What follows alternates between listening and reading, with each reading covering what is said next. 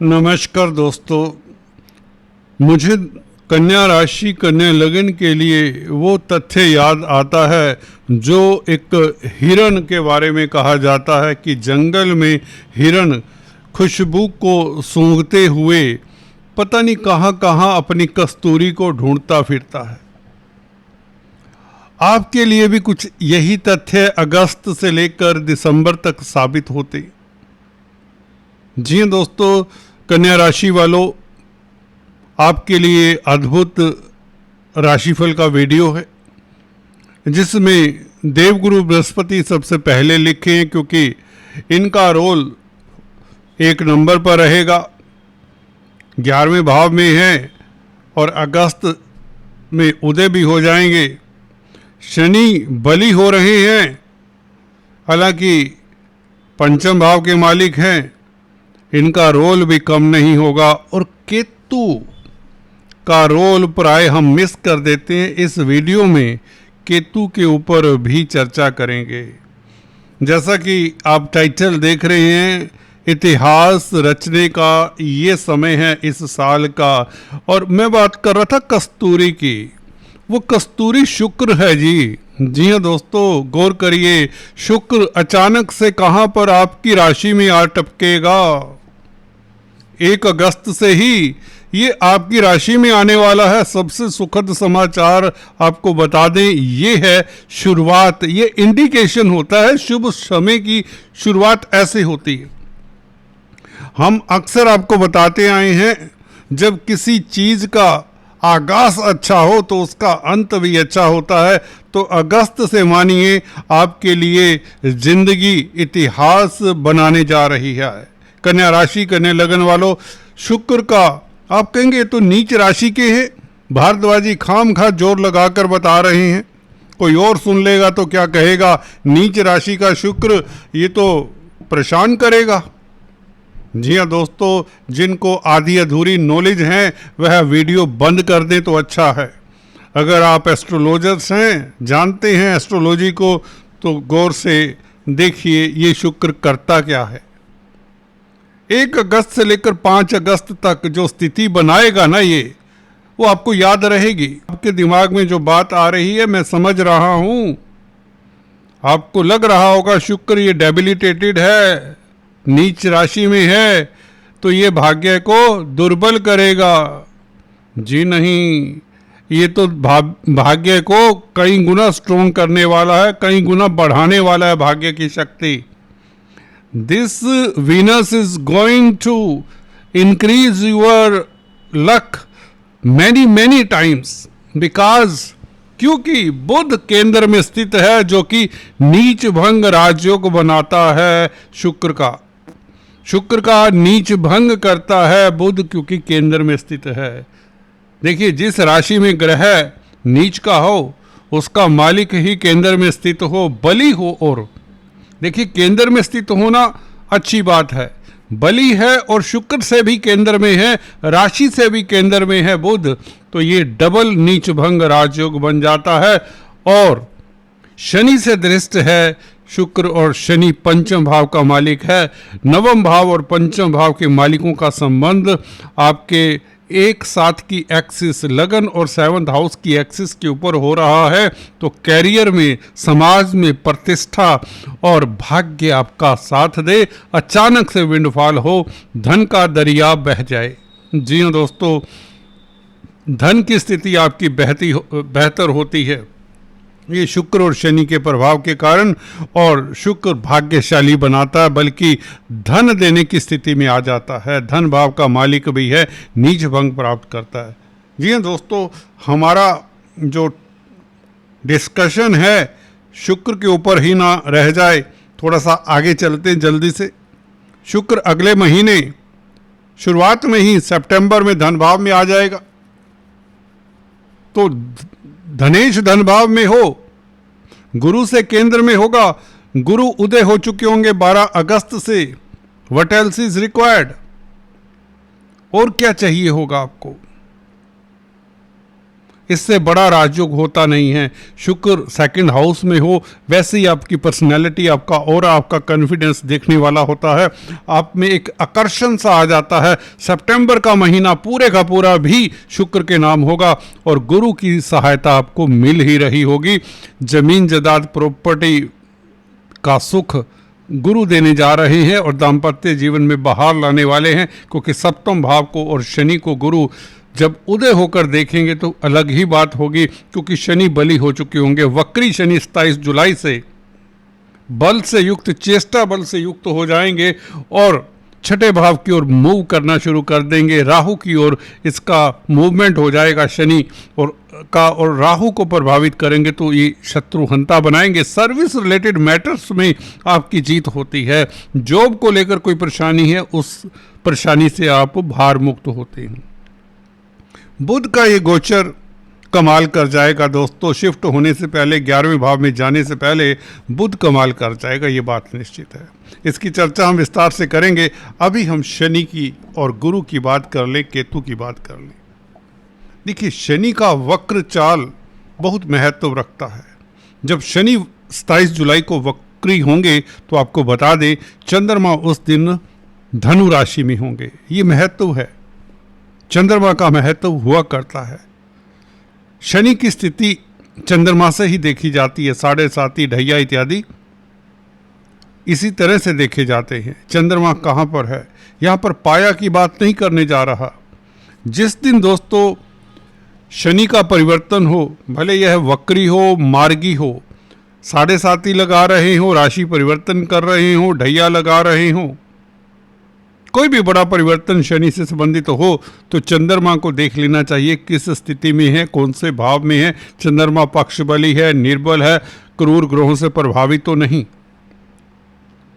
जी हाँ दोस्तों, चंद्रमा धनु राशि में होगा, 4th हाउस में होगा और गुरु की राशि में होगा। गुरु पहले से ही चंद्रमा की राशि में है। 27 जुलाई को कमाल की स्थिति होगी।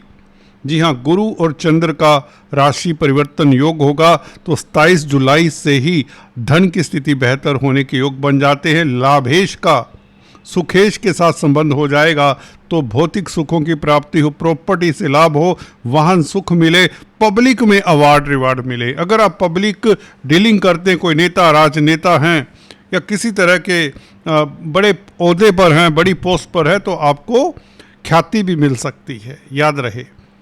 और चंद्रमा से शनि 4th भाव में, कहने का मतलब आपका डोमेस्टिक लाइफ बहुत अच्छा रहने वाला है इस अवधि में।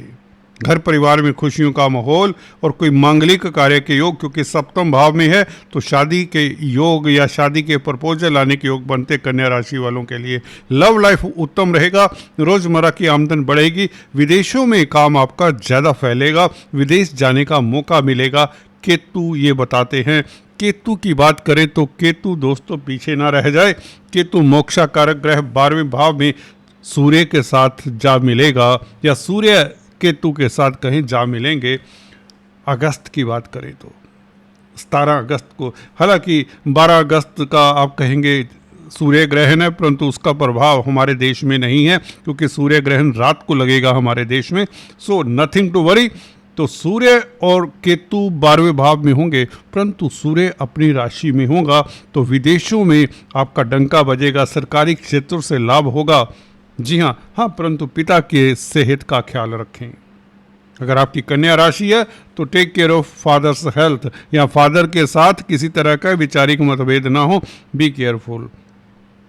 अदरवाइज ये मोक्षा कारक ग्रह है, आपकी आत्मा ने, सूर्य आत्मा है और आत्मा का मालिक अपने भाव में है, तो केतु कैटालिस्ट का कार्य करेगा, तो आपको धर्म के रास्ते के ऊपर भी चलाने की कोशिश करेगा, क्योंकि 4th हाउस को भी केतु देखता है पंचम दृष्टि से। 4th हाउस मन का है। मन और आत्मा के ऊपर केतु का प्रभाव जब रहे तो आपकी इच्छा होगी योगा, मेडिटेशन, धार्मिक कृत्यों में हिस्सा लेने की, इष्ट देव की आराधना से आपका मन तृप्त होगा, एक अभूतपूर्व शांति का एहसास होगा। केतु का ये गठजोड़ सूर्य और चंद्रमा के साथ, इस तरह का संबंध और 12वें भाव में बैठा हुआ केतु आपके लिए राज्य कारक भी हो जाता है, खासकर मोक्षा कारक है। तो अध्यात्म की ओर से आपको खुशियां और अचानक से लाभ के योग बनाता है। कोई गोपनीय कष्ट दूर करता है ये केतु। आपकी इंट्यूशन पावर बढ़ाता है, जिससे आप शत्रु हंता रहते हैं। राहु और शनि का संबंध भी इसी ओर इशारा करता है, क्योंकि शनि अपना रिंग मंडल, जी हाँ, अपना ग्रेविटेशनल मंडल, देखिए साइंस की बात है, ज्योतिष साइंस है, ये प्रूव हो जाता है जब मैं ग्रेविटी की बात करता हूँ। शनि की अपनी ग्रेविटी होती है। जैसे शनि राहु की ओर मूव करता है, तो ग्रेविटेशनल रिंग है जो शनि का चारों तरफ, वह भी राहु की ओर मूव करना शुरू हो जाता है और धीरे धीरे राहु शनि की ग्रिप में आ जाता है, या यूं कहें शनि से राहु प्रभावित हो जाता है। छठा भाव फिर से शनि से प्रभावित होगा और राहु यहाँ पर कैटलिस्ट का कार्य करेगा। शनि छठे भाव की ओर अग्रसर हो चुके होंगे। अगस्त मिड तक या अगस्त अंत तक आपको पता चलेगा कि आप कोर्ट कचहरी में फतह पाने वाले हैं, नौकरी में आपको प्रसिद्धि मिलने वाली है, बड़ी जॉब मिलने वाली है, बड़ी प्रमोशन मिलने वाली है। ये 100% होने वाला है। राहु मित्र ना होता तो बात कुछ और होती।